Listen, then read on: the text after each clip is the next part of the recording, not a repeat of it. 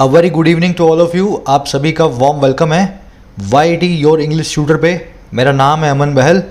बहुत ही disturbing news है, आपने सुना होगा काबुल पे, अफ़गानिस्तान पे तालिबान का कब्ज़ा हो चुका है। इसी पे बेस्ड है आज सुबह का first article, fall of Kabul. आसान सा लिखा हुआ आर्टिकल है, ज़्यादा इसमें कुछ है नहीं। मैं हर सेंटेंस को ट्रांसलेट करूँगा और उसके बाद उसकी स्ट्रक्चर, उसकी वोकैबलरी और उसकी ग्रामर को अलग से लेकर के आपको बताऊंगा। सारी ग्रामर, स्ट्रक्चर, वोकैबलरी आज आप सीखोगे, अगले आधे घंटे में अप्लाई करना है इस क्विज़ पे। देखो, पूरे मन से सीखोगे ना तो 5 में से 5 नंबर मिलने चाहिए। 4 क्वेश्चन है क्लोज टेस्ट के, 1 क्वेश्चन है 1 वर्ड का। थोड़ा सा मुश्किल है, बाकी ठीक है, क्विज़ आप कर सकते हो। चलो पूरे मन से देखो वीडियो को, लास्ट में सोल्यूशन करवाता हूँ। आइए कुछ नया सीखते हैं।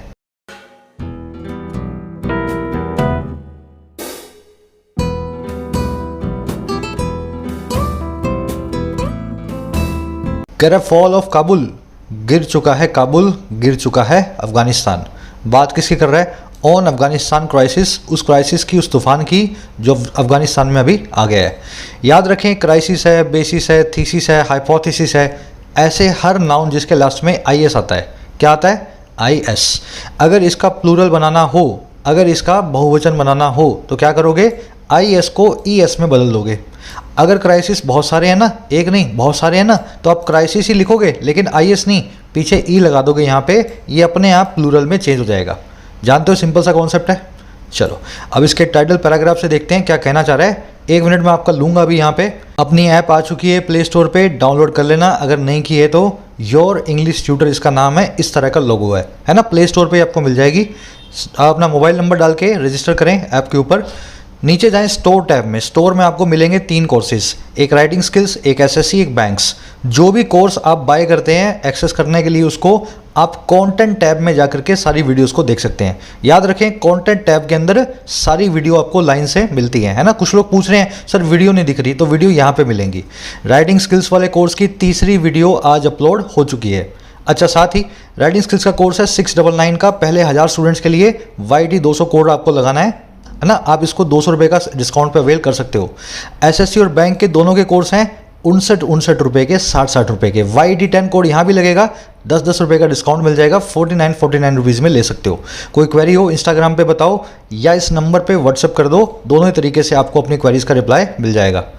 चलिए, कह रहे with Afghanistan under the total control of the Taliban the future looks bleak. कह रहे के साथ ही अफगानिस्तान के, अच्छा कहाँ होने के?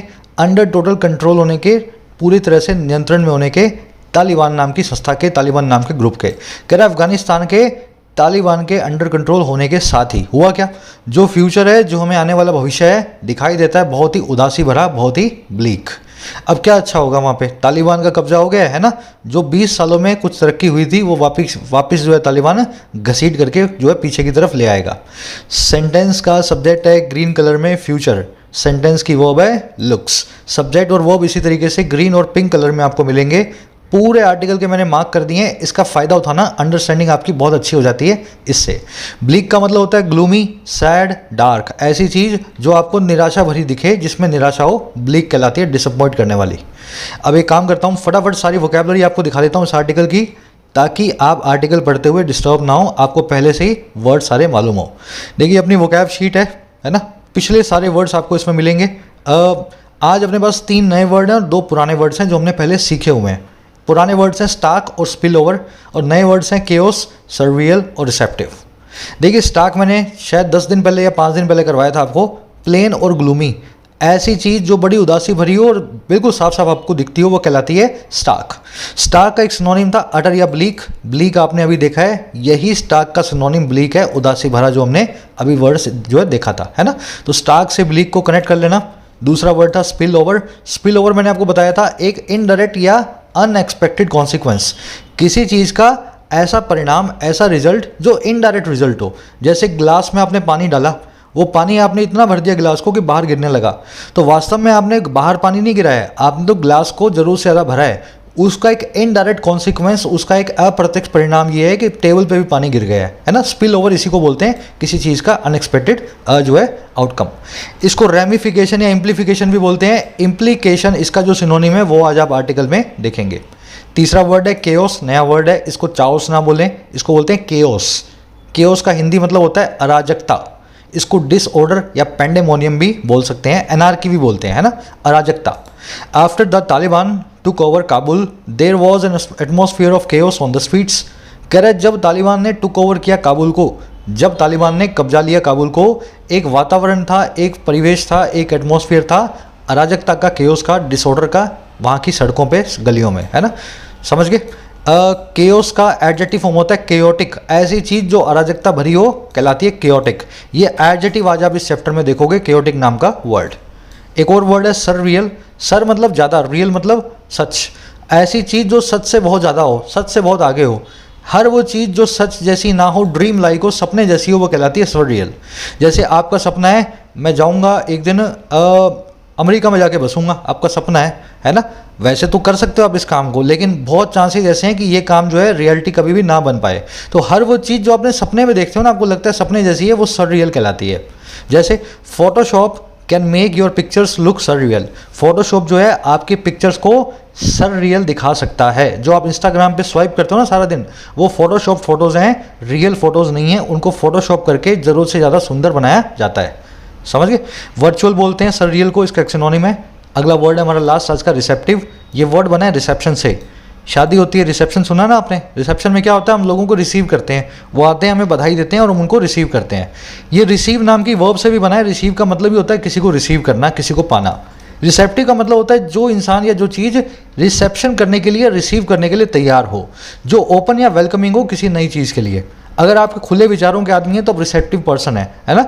The team was not very receptive to the ideas of the management, team जो है मैनेजमेंट के विचारों से बिल्कुल भी इत्तेफाक नहीं रखती थी, बिल्कुल भी रिसेप्टिव नहीं थी, बिल्कुल भी आइडियाज़ को सपोर्ट नहीं कर रही थी।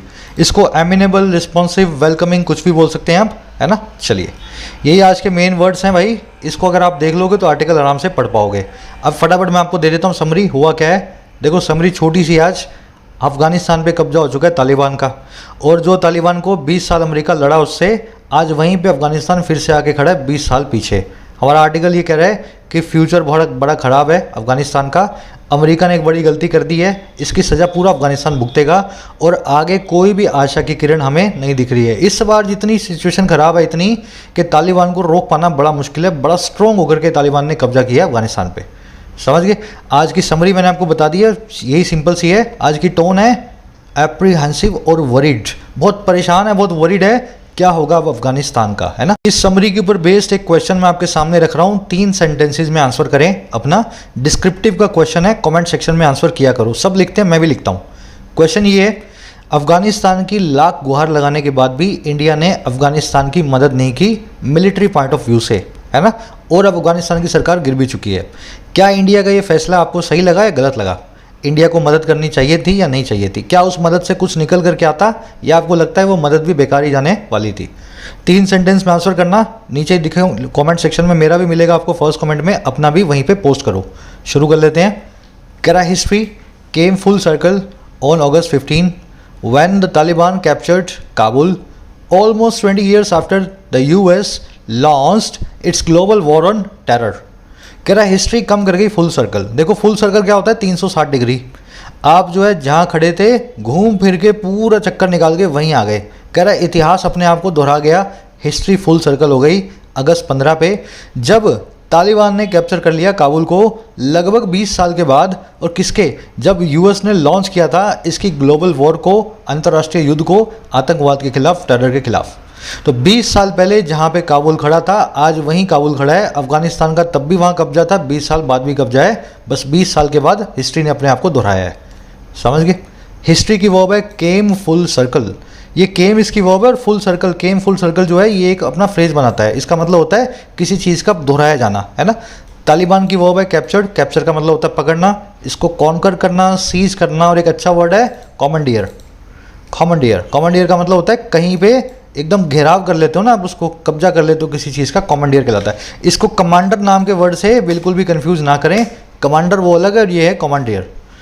बड़े यूएस की वर्ब है लॉन्च्ड। चलिए कह रहा है द सिटी ऑफ रफली 5 million people fell to the Islamist insurgents without even a fight, while Afghan President Ashraf Ghani fled the country and the Americans abandoned their embassy and rushed to Kabul airport। अब बता रहा है वहाँ हो क्या रहा है, कह रहा सिटी जो है लगभग 5 मिलियन लोगों की, ये काबुल नाम का शहर 50 लाख लोगों का, ये फेल हो गया, गिर गया इस्लामिस्ट इंसर्जेंट्स के सामने। इस्लाम के रेडिकल जो हत्यारे हैं, जो इंसर्जेंट हैं, जो लड़ाक हैं, उनके सामने सिटी गिर गई, ढह गई। और कैसे? बिना यहाँ तक कि एक फ़ाइट के, बिना एक लड़ाई के। और कह रहा जबकि वाइल जो अशरफ गनी प्रेसिडेंट हैं वो फ्ली कर गए, फ्लड हो गए, कंट्री से भाग गए। फ्ली का मतलब होता है भाग निकलना, वो भाग निकले इस देश से, और अमेरिकन ने अबैंडन कर दिया, पीछे छोड़ा है अपनी एम्बेसी को, और अमेरिकन रश कर गए, भागे काबुल एयरपोर्ट की तरफ। वो वीडियो तो आपने देखी है ना? प्लेन पे लोग लटक करके जा रहे हैं नीचे, है ना, गिरते जा रहे हैं आसमान में से, क्योंकि प्लेन पे लटक के भाग रहे हैं। तो बस वही हुआ है, 5 मिलियन लोग जो हैं हथियार डाल दिए उन्होंने, अफगानिस्तान के लोगों ने, और प्रेसिडेंट भी वहाँ का भाग चुका है, अमेरिकन भी भाग चुके हैं, काबुल एयरपोर्ट की तरफ रश कर रहे हैं, है ना, एम्बेसी को छोड़ के। सिटी की वर्ब है फेल, जब आप फेल टू होते हैं तो किसी के सामने ढह जाते हैं, है ना। इंसर्जेंट मतलब लड़ाक के, रिबेल, इसके लिए एक वर्ड आएगा आगे मिलिशु। मिलिशु, इसको मिलिशिया लिखते हैं और बोला जाता है मिलिशु। मिलिशु का मतलब होता है लड़ाक, है ना। गनी की वर्ब है फ्लड, फ्ली की सेकंड फॉर्म है फ्लड। फ्ली मतलब भाग निकलना, रन अवे करना, जान बचा के, है ना, भागना कहीं से। फ्ली की सेकंड फॉर्म वीट होगी फ्लड। अमेरिकन की 2 वर्ब्स आई हैं, पहली है अबैंडन, दूसरी है रस्ट। रश का मतलब है जल्दबाजी में भागना, और अबैंडन का मतलब है पीछे छोड़ देना, डिजर्ट कर देना, सरेंडर कर देना, किसी को ज़रूरत के वक्त जो है उसका साथ ना देना, है ना। अबैंडन के लिए एक इडियम भी होती है, to leave in a lurch. Lurch का मतलब होता है लड़खड़ाना। आपका दोस्त लड़खड़ा रहा है, लेकिन आप जो है डर के मारे भाग गए अपने दोस्त को पीछे छोड़ के, आपने उसको अबैंडन किया है, लीव इन अ लर्च किया है, लड़खड़ाते हुए आदमी को पीछे छोड़ के आए हो। बढ़े आगे, चलो। कह रहा it was a surreal moment for the US which had pledged to defeat the Taliban in every corner of Afghanistan and tragedy for the Afghans who were left at the mercy of a murderous militia। अब बता रहा है अफगान और USA का हुआ क्या। कह रहा है ये एक ड्रीम लाइक मोमेंट थी यूएस के लिए, सररियल थी। यूएस ने कभी सपने में भी नहीं सोचा था इस तरह का, है ना। और कैसे, क्यों? कह रहा क्योंकि वो यूएस जिसने प्लेज किया था, कसम खाई थी, गारंटी दी थी कि वो हराएगा तालिबान को हर नुक्कड़ गली मोहल्ले में अफगानिस्तान के। कह रहा ये इसलिए यूएसए के लिए एक सररियल मूवमेंट है कि आज जो है अपनी जान बचा के यूएस से भाग रहा है, वहाँ के एम्बेसी से लोग भाग रहे हैं। और कह रहा है ये एक ट्रेजिडी है, ये अपने आप में एक त्रासदा है, एक बड़ा तूफान है, बड़ी आफत है अफगानियों के लिए, जो कि छोड़ दिए गए हैं पैसिव वॉइस में, हु वर लेफ्ट। और कहाँ पे? रहम पे, रहमो करम पे, मर्सी पे, इन हत्यारे मिलिशियों की, इन हत्यारे लड़ाकों की। तो दोनों ही परेशान है। अमेरिका तो सोच ही नहीं पाया था कि ऐसे जान बचा के भागूंगा 20 साल तक इतना खर्चा करने के बाद भी, और अफगानियों ने कभी ये सोचा नहीं था कि 20 साल बाद तालिबानियों के हत्थे हम चढ़ेंगे। अब देखो इनमें देखने वाली चीज़ें सेंटेंस में, इट की वर्ब है वॉज, विच की वर्ब है हैड प्लेस्ड। प्लेज का मतलब होता है वो करना, प्रॉमिस करना, गारंटी करना। ये वर्ड देख रहे हो ना, वाव, वाव का मतलब होता है कसम खाना। जब आप कह दो ना मैं करके दिखाऊंगा, करूंगा ही करूंगा, गारंटी दे दोगे आप किसी चीज़ की, तब ये प्लेज नाम की वर्ड को यूज़ करना। सररियल, ड्रीम लाइक होता है। एट द मर्सी ऑफ एक फ्रेज होता है, इसका मतलब होता है रहमो करम पे। जैसे poor farmers survive at the mercy of money landers, जो गरीब किसान हैं वो रहमो करम पे होते हैं, सर्वाइव करते हैं एट द मर्सी ऑफ, और किसकी? मनी देने वाले लैंडर्स की, साहूकारों की। समझ गए ना। इसमें एक एरर बनी हुई है, मैंने एक जगह देखी थी कहीं पे, ऑन द मर्सी ऑफ लिखा हुआ था, है ना। फ्लो में आदमी पकड़ नहीं पाता, पर ये फ्रेज ऐसा है एट द मर्सी ऑफ, ना कि ऑन द मर्सी ऑफ। चलो, मर्डरस मतलब हत्यारे जो मर्डर करें। मिलिशु मतलब ऊपर बताया था ना आपको, इंसर्जेंट्स। मिलिशु वो लोग कहलाते हैं जो सिटीजन्स हैं लेकिन हथियार अपने पास रखते हैं, आर्मी का पार्ट नहीं है लेकिन फिर भी AK-47 टांग के घूमते हैं, मिलिशु। कह रहा है the soldiers did not fight, soldiers ने फाइट नहीं की। Police abandon their stations, police वाले छोड़ करके भाग गए अपने थानों को। Former Northern Alliance warlords left the country, एक नॉर्दर्न अलायंस नाम का ग्रुप हुआ करता था, एक वक्त पे था, है ना। कह रहे ये नॉर्दर्न अलायंस के जो वॉरलॉर्ड्स हैं, पहले वाला USSR के टाइम का। कह रहे वॉरलॉर्ड्स का मतलब होता है जनरल, आर्मी के पुराने जनरल, वॉरलॉर्ड्स। कह रहे उन्होंने भी कंट्री को छोड़ दिया है, उनको भी पता लग गया है कि अब हमारा नंबर लगेगा। अच्छा, और क्या हुआ? कह रहे the government crumble like proverbial house of cards, और जो वहाँ की सरकार है वो ढह गई, क्रम्बल कर गई, कोलैप्स कर गई, डिसइंटीग्रेट हो गई। और कैसे? उस कहावती ताश के पत्तों के महल की तरह। आपने सुना होगा ना, ताश के पत्तों का महल, हाउस ऑफ कार्ड्स बोलते हैं उसको इंग्लिश में। ऐसी चीज़ जो एक आपको देखने में लगे कि बहुत कुछ है लेकिन हवा का झोंका है और वो गिर जाए, है ना। हाउस ऑफ कार्ड्स ऐसे ही होता है, ताश का महल। तो सरकार भी ताश के पत्तों के महल की तरह जा करके गिर गई, और वो प्रोवर्बियल पत्तों का महल है, मतलब कहा जाने वाला। प्रोवर्ब का मतलब होता है मुहावरा या लोकोक्ति, प्रोवर्बियल मतलब ऐसा हम मुहावरा देते हैं हाउस ऑफ कार्ड्स का। सब्जेक्ट वो आप पकड़ते रहना भाई, बाय डिफॉल्ट गवर्नमेंट की वो क्रम्बल्ड। कह रहा there is already worrying news coming from the provinces that the Taliban are enforcing a strict religious code on the public and violence against anyone who resist। अब बता रहे तालिबानी वहाँ पे कर क्या रहे हैं। कह रहा है ऑलरेडी वरिंग न्यूज़ है, वहाँ पे ऑलरेडी परेशान करने वाली खबरें हैं और जो आ रही हैं प्रोविंसेस से। प्रोविंस का मतलब है वहाँ के राज्य है। भारत में क्या होता है, स्टेट होती हैं, पाकिस्तान में बोलते हैं प्रोविंस, अफगानिस्तान में बोलते हैं प्रोविंस, है ना। तो कह रहा है वहाँ पे ऑलरेडी राज्यों से न्यूज़ आ रही है इस तरह की कि तालिबानी जो हैं एनफोर्स कर रहे हैं बहुत ही कड़े रिलीजियस कोड को, धार्मिक नियमों को। रिलीजियस कोड मतलब नियम, और किस पे, वहाँ के लोगों पे। और वायलेंस को भी इन्फोर्स कर रहे हैं, हिंसा को भी लगा रहे हैं हर एक उस इंसान के खिलाफ जो भी उनकी बात से वाकिफ़ ना रखे, जो उनको रजिस्ट करे, जो उनकी बात को ना माने। तो मानोगे या जाओगे जान से, है ना, जान से हाथ धोगे, यही उनका कहना है अफगानियों का, जो है तालिबानियों का।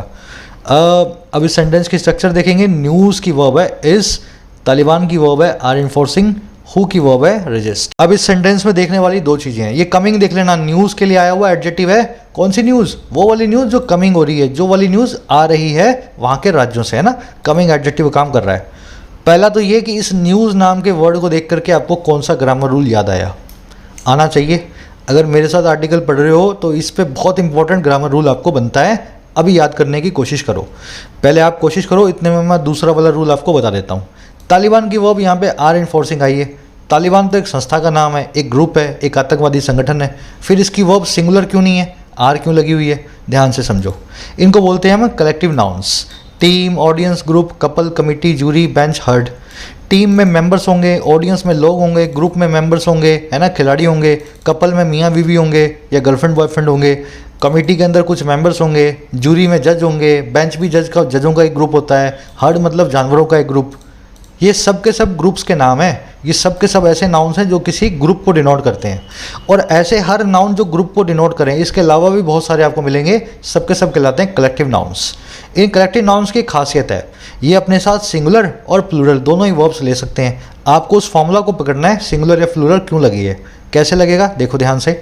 द टीम इज़ या आर लिविंग फॉर इट्स या their Holmes after the match. अगर टीम एक सिंगुलर है तो हम यहाँ पे वर्ब लगाएंगे इज़ और यहाँ पे लगाएंगे इट्स। अगर टीम को सिंगुलर की तरह ट्रीट करवाना है तो हम लगाएंगे the team is leaving for its homes की जगह लगा दूंगा होम आफ्टर द मैच। लेकिन मुझे बताओ, क्या पूरी टीम का एक ही घर है क्या पूरी टीम एक साथ ही घर के लिए निकलेगी क्या? यार ऐसा हो सकता है क्या? मान लो 11 आदमियों की टीम है, क्रिकेट का मैच है, तो 11 का एक ही घर का है क्या? एक ही घर के भाई बहन है क्या वो? यहाँ पे मोस्ट देखो, होने को तो कुछ भी हो सकते हैं। आप कह दो जी सर हाँ जी एक ही घर के थे, पर होने को तो कुछ भी हो सकते हैं। पर वैसे अगर आप देखोगे ना कॉमन सेंस के हिसाब से, तो हम ये कहना चाह रहे हैं टीम के मेंबर्स अपने घर के लिए निकल रहे हैं और सबके अलग अलग घर हैं, है ना। ऐसा जब मामला हो, जब कलेक्टिव नाउन्स के इंडिविजुअल मेंबर्स की बात हो, ऐसा कोई सेंटेंस आपको बनाना हो तो वर्ब इस कलेक्टिव नाउन को आप प्लूरल देंगे। तो मैं क्या लिखूंगा मेरे भाई यहाँ पे, टीम इज नहीं, are leaving for their houses या देयर होम्स, ना कि इट्स होम्स। टीम सिंगुलर नहीं प्लूरल है, इसलिए वर्ब भी प्लूरल है, इसलिए इसके लिए प्रोनाउन भी प्लूरल आया है, देयर होम्स। अब दूसरा यहाँ देखो, द टीम हैज़ या have one the match. Team ने मैच को जीत लिया है। अब मुझे बताओ, क्या टीम ने मिल करके काम किया या फिर इंडिविजुअल प्लेयर्स ने मैच को जीता है? भाई जो ओपनिंग बैट्समैन है वो तो जीत गया, जो वन डाउन आया था उसने रन नहीं बनाए तो वो मैच हार गया, बॉलर को तो बिल्कुल खेलने का मौका नहीं मिला। ऐसा नहीं होता। मैच अगर जीतोगे तो सब जीतोगे, हारोगे तो सब हारोगे। ये काम टीम ने मिल करके किया है। जब ये इस तरह का काम करेंगे मिल करके तो ये लेंगे सिंगुलर वर्ब। बस फॉर्मूला समझा रहा हूँ मैं आपको। जब इंडिविजुअल मेंबर्स किसी काम को करें तब प्लूरल वर्ब, प्लूरल प्रोनाउन। जब सिंगुलर होकर के पूरी टीम यूनिटी में किसी काम को करे तब सिंगुलर काम जो है सिंगुलर वर्ब मिलेगी, सिंगुलर प्रोनाउन मिलेगा। द कपल हैज या have filed for a divorce. Couple ने एक डिवोर्स के लिए फाइल किया है। कपल फाइल करने नहीं गया, कपल के मेंबर्स गए हैं। लड़का अलग गया, लड़की अलग गई है, साथ में भी गए हैं तो दोनों गए तो है ना। कपल ने डिवोर्स नहीं लगाया, कपल के मेंबर्स ने डिवोर्स लगाया, मतलब लड़का लड़की ने लगाया, अलग अलग मिलके काम हुआ है, तो हैव फाइल्ड ना कि has filed. The Taliban is a terrorist organisation. भाई तालिबान तो पूरी एक संस्था है, संस्था की बात हो रही है, एक साथ बात हो रही है। तालिबान एक आतंकवादी संगठन है, तो यहाँ पे सिंगुलर वर्ब देंगे, आर नहीं बल्कि इज लगाऊंगा। द तालिबान इज या are running amok on the street. Run amok होने का मतलब होता है आपको कोई कंट्रोल नहीं कर पा रहा, खुले सांड की तरह भाग रहे हो। तो तालिबानी खुले सांडों की तरह स्ट्रीट्स में, गलियों में भाग रहे हैं AK-47 लेकर के, ऐसा समझ लो। समझ गए? अब यहाँ पे पूरा तालिबान नहीं भाग रहा, ऐसा नहीं है सारे तालिबानी इकट्ठे हुए हैं 70,000, है ना, और गलियों में भाग रहे हैं वो। कुछ तालिबानी भाग रहे हैं, कुछ बैठे हैं, कुछ बीड़ी पी रहे हैं। समझ गए ना मेरी बात को? अलग अलग काम हो रहा है यहाँ पे। तो क्या करूँगा मैं यहाँ पे, तालिबानी द तालिबान आर। तो बस ये सिंपल सा फॉर्मूला है, आपको देख लेना है काम मिल करके कर रहे हैं या अलग अलग कर सकते हैं। अगर अलग अलग कर सकते हैं तो आर वाली मतलब प्लूरल वर्ब दें, मिल के करते हैं तो सिंगुलर वर्ब दें। चलिए आगे बढ़ते हैं। करेक्टिव नाउन आज के क्विज में यूज़ होगा यही कॉन्सेप्ट, इसीलिए यहाँ पे तालिबान के लिए हमने आर को लगाया है, ना कि इस को लगाया है। कह रहा था लास्ट टाइम। अच्छा इस पे बता दूं, अब न्यूज़ है, पेपर है, ब्रेड है, इक्विपमेंट है, ये सभी ऐसे नाउन हैं जो कि कभी भी काउंट नहीं किए जाते हैं। अगर 10 न्यूज़ हैं आपके पास तो आप बोलेंगे 10 पीसीज ऑफ न्यूज़। अगर 5 न्यूज़ हैं तो 5 पीसीज ऑफ न्यूज़, है ना। आप जो है इसको कभी भी प्लूरल वर्ब नहीं दे सकते हो, न्यूज़ हमेशा सिंगुलर ही होगी। ब्रेड है, पेपर है, न्यूज़ है ना, ये सब जो है इसी टाइप के नाउन्स हैं। चलिए अब इस तरह के आपको याद आ जाने चाहिए कॉन्सेप्ट, जैसे आप किसी वर्ड को देखो कॉन्सेप्ट आपके दिमाग में होना चाहिए। कह रहा the last time the Taliban were in power women were not allowed to work. कह रहा पिछली दफ़ा जब तालिबान ही पावर में थे, ये लड़ाके जब वहाँ पे राज करते थे, औरतों को अलाउ नहीं किया जाता था काम करने के लिए। दकियानूसी समाजों का तकिया कलाम जो है साइन होता है औरतों को काम ना करने देना, तो ये दकियानूसी तो है ही। कह रहा they had to cover their faces and be accompanied by a male relative outside their homes. उनको अपने फेसेस को कवर करना पड़ता था और वो अकॉम्पनी होना पड़ता था, उनको साथ में आना पड़ता था एक मेल रिलेटिव के अपने घरों के बाहर। तो जानवरों की तरह ट्रीट किया जाता था, जैसे जानवर घर के बाहर जाता है ना किसी को साथ में लेकर के, वैसे औरतों को भी वैसे ही तालिबान जो है वहाँ पे रखता था। सिंपल सेंटेंस है, दे की वो है हैड। अब हैड के बाद 2 इन्फिनेटिव हैं, हैड टू कवर, इन औरतों को कवर करना पड़ता था। और दूसरी इसकी वर्ब है they had to be accompanied, passive voice में इनको अकॉम्पनी होना पड़ता था। यहाँ पे ये डूअर है, यहाँ पे रिसीवर है, ये पैसिव इन्फिनेटिव है, ये डायरेक्ट इन्फिनेटिव है, एक्टिव इन्फिनेटिव। चलिए कह रहे girls were not allowed to go to schools, लड़कियों को स्कूल जाने की इजाज़त नहीं थी, घर पे ही रहो, है ना। The Taliban had also band TV, music, painting and photography, handed out brutal forms of punishment to those violating their Islamic code and persecuted minorities। कह रहा है जो तालिबान था उसने बैन कर रखा था टीवी को, म्यूज़िक को, पेंटिंग को, फोटोग्राफी को, ये सब काम कहता है तालिबान की हराम है ना इनके हिसाब से। और यही तालिबान जो है हैंड आउट भी करता था, डिस्ट्रीब्यूट भी करता था बहुत ही जंगली फॉर्म्स को, पनिशमेंट की उन लोगों को जो वायलेट करते थे उनके इस्लामिक कोड को। और यही जो है परसिक्यूट भी करता था। परसिक्यूट करने का मतलब होता है किसी को टॉर्चर करना, तो अफगानिस्तान टॉर्चर भी करता था माइनॉरिटीज़ को। कोई सिख मिल गया, ईसाई मिल गया, हिंदू मिल गया तो उसको मार देगा। तो ये काम है तालिबान के वहाँ पे। चलिए वैसे तो आपने इंडिया में रहते हैं, अपने को सुन के हंसी आएगी, ऐसा भी कुछ हो सकता है ना दुनिया में। फोटोग्राफी बैंड है, टीवी बैंड है, म्यूजिक बैंड है। तालिबान की 3 वर्ब्स हैं, पहली हैड ऑल्सो बैंड, दूसरी हैड हैंडेड आउट, तीसरी हैड परसिक्यूटेड। अब यहाँ पे देखने वाली चीज़ों पे आ जाओ। हैंड आउट इसका मतलब होता है डिस्ट्रीब्यूट करना, डिस्पर्स करना, किसी चीज़ को बांटना। मेरे पास 100 रुपये हैं, सामने 100 बच्चे बैठे हैं, 100 बच्चों को 1-1 रुपया दूंगा, तो डिस्ट्रीब्यूट करूँगा ना, मैं बांटूंगा ना। इसी को इंग्लिश में बोलते हैं हैंड आउट करना। इसको डील आउट करना भी बोलते हैं। हैंड आउट और डील आउट एक दूसरे के सिनोनिम है। अब देखो डील आउट तो ठीक है, डील इन और डील विद 2 और फ्रेजल वर्ब्स हैं, ये तो आप समझ गए, डिस्ट्रीब्यूट करना हो गया डील आउट। डील इन और डील विद और 2 फ्रेजल वर्ब्स हैं। तो डील इन का मतलब होता है to sell, buy and sell. आप जो भी धंधा करते हो, व्यापार करते हो, आप उसमें डील इन करते हो। जैसे आप जो है किराने का दुकान है आपकी, तो आप you deal in kirana products. तो इस तरह के काम आप जो है खरीदते बेचते हो, आप डील इन करते हो। डील विद का मतलब होता है निपटना, किसी चीज़ से टैकल करना, किसी चीज़ का सामना करना। बढ़े आगे। और इसमें कुछ देखने वाला मेरे को तो दिख नहीं रहा। हाँ, परसिक्यूट, 2 वर्ड्स हैं, प्रोसिक्यूट और परसिक्यूट। प्रोसिक्यूट का मतलब होता है किसी को कोर्ट में लाना, उस पर केस चलाना। आपने कुछ गलत काम किया, मैं पकड़ के आपको कोर्ट में ले गया, केस लगा दिया आप पे, अब मैं आपको प्रोसिक्यूट करवा रहा हूँ, कानून के सामने आपका हिसाब करवा रहा हूँ। और दूसरा वर्ड है परसिक्यूट, स्पेलिंग इसकी अलग है। परसिक्यूट का मतलब होता है किसी को सताना, टॉर्चर करना, टॉर्मेंट करना, हरास करना, बिना बात दुखी करना।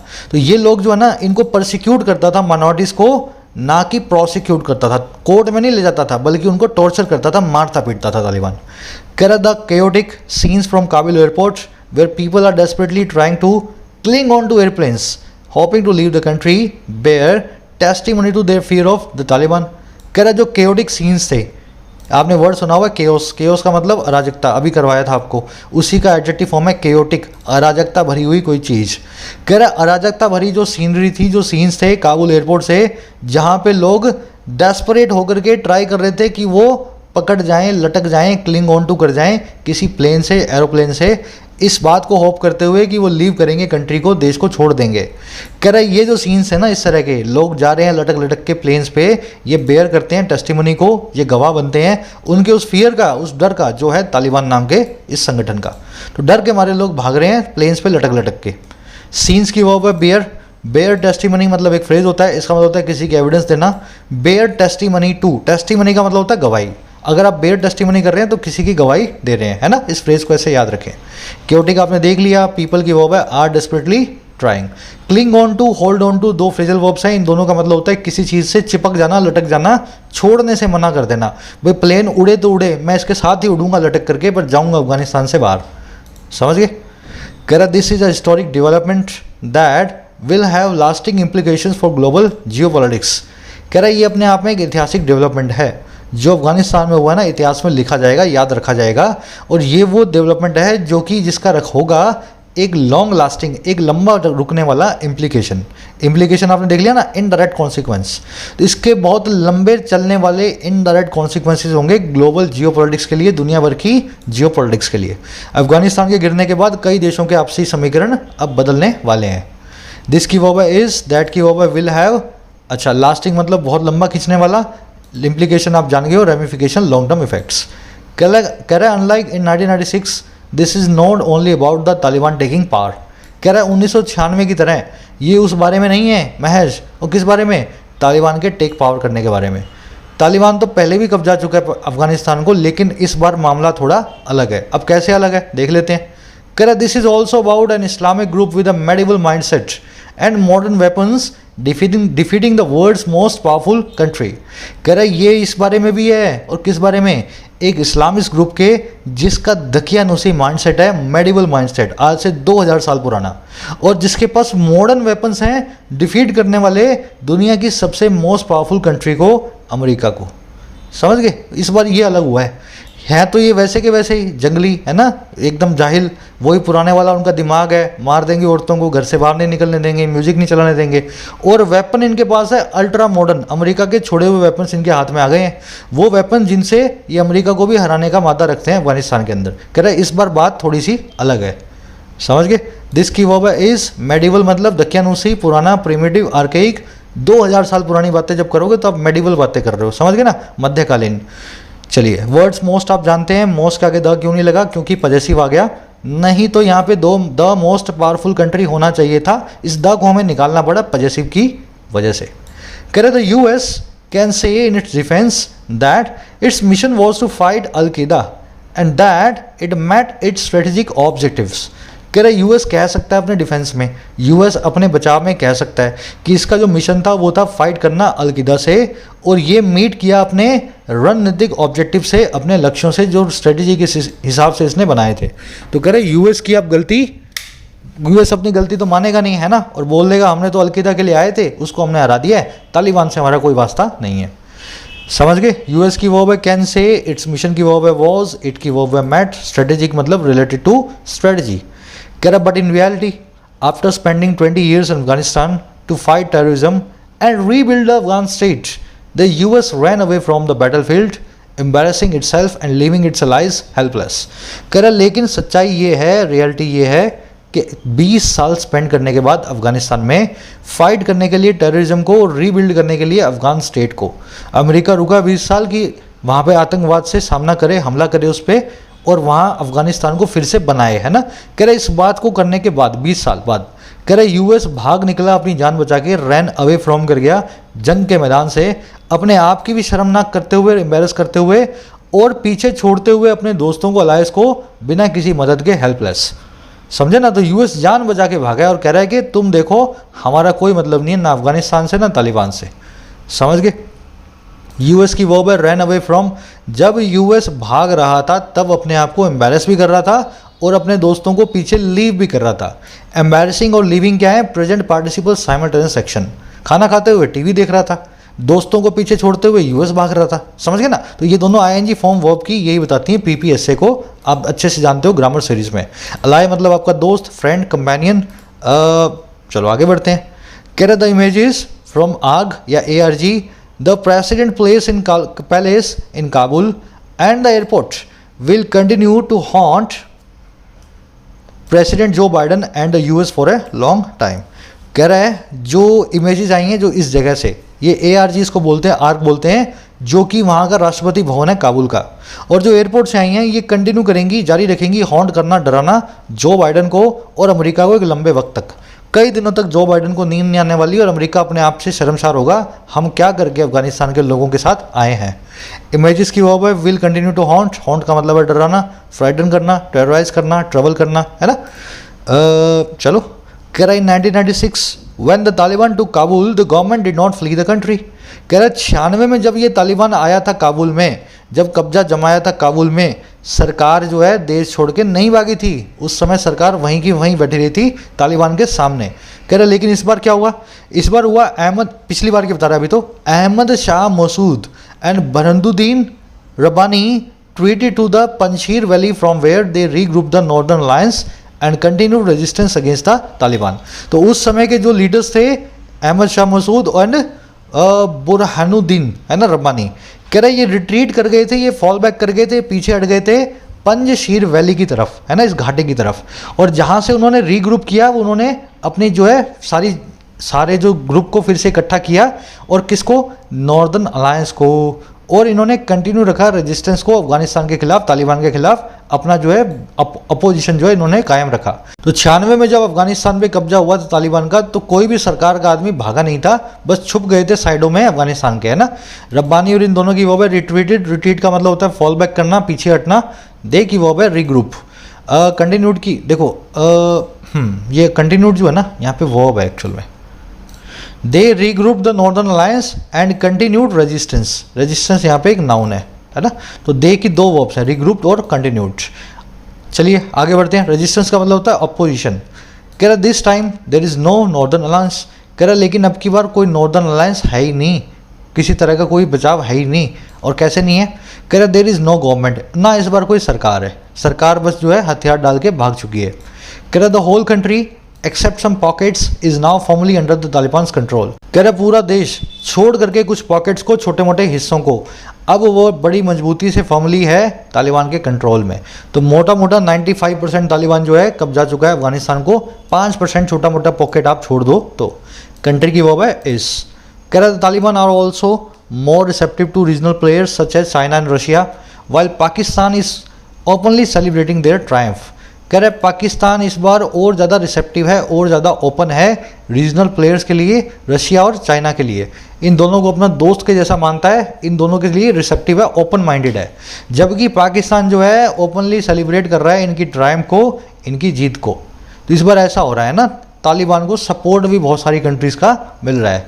तालिबान की वर्ब है आर, अगेन कलेक्टिव नाउन है ना। तालिबान के लिए आर लगा के हमने बताया कि तालिबान के लीडरशिप के लोग जो हैं वो रिसेप्टिव हैं। पूरा का पूरा तालिबान रिसेप्टिव नहीं है।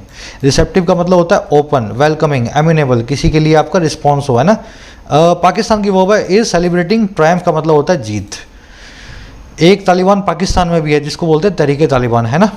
जब तहरीके तालिबान पाकिस्तान को परेशान करेगा तब देखते हैं कितना ट्रायम्फ को दुनिया जो है सेलिब्रेट करती है।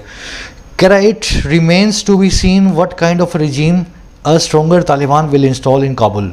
कह रहा है अभी भी ये बना हुआ है, देखना। It remains to be seen, कैसा एक रिजीम, कैसी एक प्रशासन, कैसा एक सरकार जो है, कह रहा है एक स्ट्रॉन्गर तालिबान इंस्टॉल करेगा काबुल में, पहले से ज़्यादा मजबूत तालिबान लगाएगा काबुल में।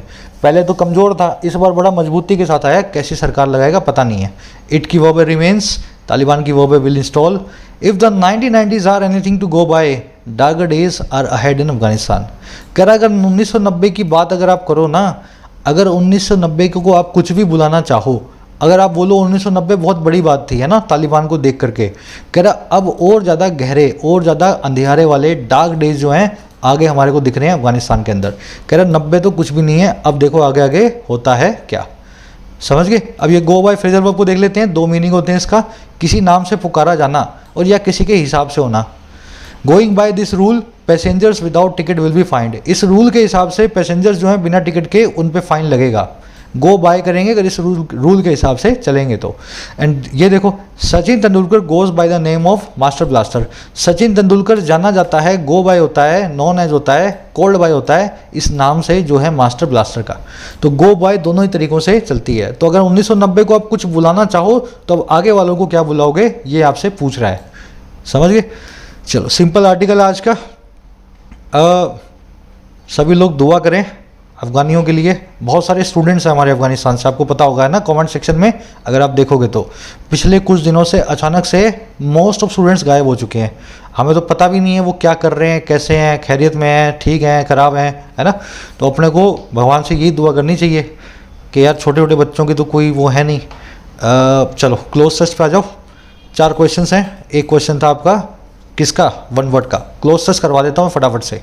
कह रहा है as the Taliban seizes control of Kabul and Afghan government collapses, the committee to broker a power sharing agreement in Afghanistan remained divided over UN military intervention। कह रहा है जैसे ही तालिबान सीज करता है काबुल का कंट्रोल, तालिबान काबुल को अपने कब्जे में लेता है और अफगानिस्तान गिरती है, जैसे ये दोनों काम होते हैं, जो कमेटी है ना, जो ब्रोकर करने वाली है, जो कि मध्यस्थता करने वाली है, जो कि एजेंट बनने वाली है एक पावर शेयरिंग एग्रीमेंट में, शक्तियों के शेयर करने के समझौते में अफगानिस्तान के अंदर। कह रहे ये कमेटी बनी रहती है तब भी डिवाइडेड, आपसी में इनमें फूट पड़ी हुई है एक यूनाइटेड नेशंस की मिलिट्री इंटरवेंशन पे, एक संयुक्त राष्ट्र संघ की फौजों की इंटरवेंशन पे। तो आधे लोग कमेटी के बोल रहे हैं कि संयुक्त राष्ट्र संघ को बुलाया जाए, सारे देशों की फौजें आएँ और तालिबान से पंगा लें, तालिबान से जो है 2-2 हाथ करें। लेकिन आधे लोग जो है डिवाइडेड हैं, वो कह रहे हैं नहीं, तालिबान की कोई जो है हमें मिलिट्री इंटरवेंशन की यहाँ पे ज़रूरत नहीं है। अब आपका सवाल ये है कि मिलिट्री इंटरवेंशन के लिए जो कमेटी लगाई गई है, इसको कौन सी वर्ब दोगे, सिंगुलर दोगे या प्लूरल दोगे। देखो कमेटी है एक कैसा noun, collective noun. Committee divided है तो मतलब कमेटी के मेंबर्स डिवाइडेड हैं, कमेटी के आधे मेंबर्स इस तरफ, आधे मेंबर्स इस तरफ।